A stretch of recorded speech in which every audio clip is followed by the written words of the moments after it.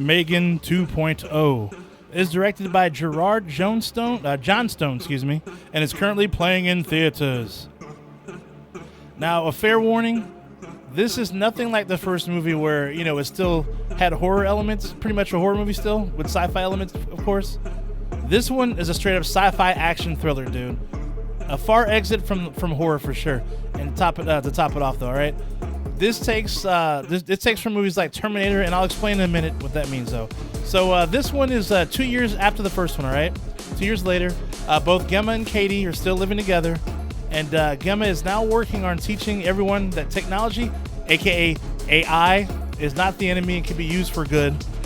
Meanwhile, the government has created something similar to what M3GAN was, called Amelia. And just like M3GAN, she goes rogue and starts to kill everyone responsible for creating her, as well as other things and shit, right? So she's even after Gemma and her niece, Katie. Man, anyways. And this is where M3GAN comes in, okay? She comes back to basically protect Gemma and company and fight Amelia to the death, all right? I was really holding up hope, dude. Holding out hope that maybe this would, still be a horror movie, but no. I actually enjoyed the first one, dude. I thought it was really good. I thought, it was a fun PG-13 horror flick, but this one is just far from different, dude. And that one, they didn't even feel like, between the two movies, they only feel like the same movie, dude, honestly, or part of the same franchise, to be honest with you. I remember they did the same thing with, I don't know if you remember or not, though, Happy Death Day, parts 1 and 2, where the first one was definitely like a horror flick. The second one kind of felt more like a sci-fi movie with some horror elements, though, for sure, so I'll give it that, though.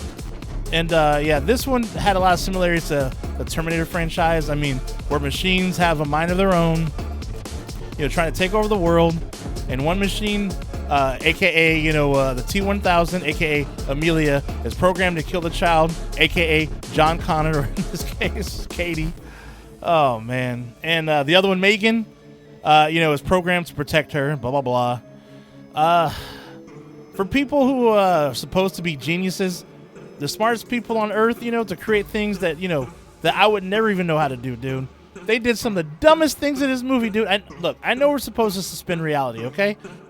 In movies when you watch shit, though, but goddamn, dude, this was just, they were kind of pushing the envelope on this one, dude. I mean, the stupid shit these folks did, dude, my God. M3GAN killed people in the first movie, right? Including a kid, and an animal. Anyways, though, they basically just kind of swept it under the rug and just kind of, forgave her after a little bit of massaging and bullshitting. And, they start working together. I mean, it's just kind of strange, though. I mean, the most annoying shit was watching these so-called smart people talk all this cool shit and constantly make the worst decisions, dude. My God. And they had to have M3GAN, have these, horny-ass one-liners, dude, to, sound funny that they actually weren't.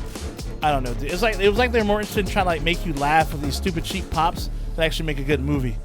And the action sequences were shot like the first Bourne Identity movie with all the, quick cuts, and you couldn't understand and see what the fuck was going on. I hate that shit.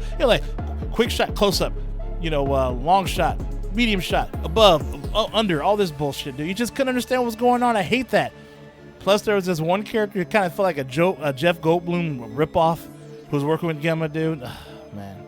It was just all bad, dude. And for some reason, this movie was 2 hours long. 2 hours long. And the thing is, you felt it. Too much exposition, dude, for a movie that was such a simple premise, though. But they just had to keep talking and all this BS, dude.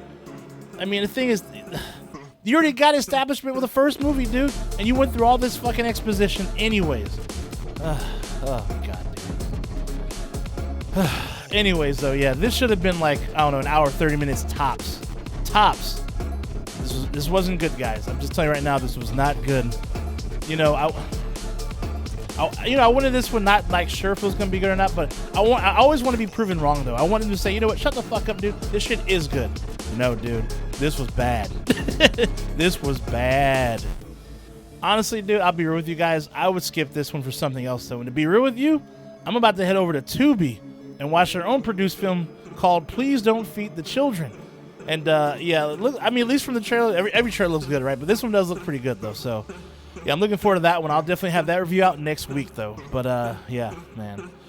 Dang, that's 2 bad movies, 2 weekends in a row that came out in the theaters, man. God damn it. Anyways, it is what it is. I mean, you gotta have the good with the bitter with the sweet, right? But anyhow, though, that's all for today. Stay nasty, my friends, and I will see you at the next one. Hey, have a good weekend, dude, and Shay Nasty out. I'll see you soon. Like and subscribe.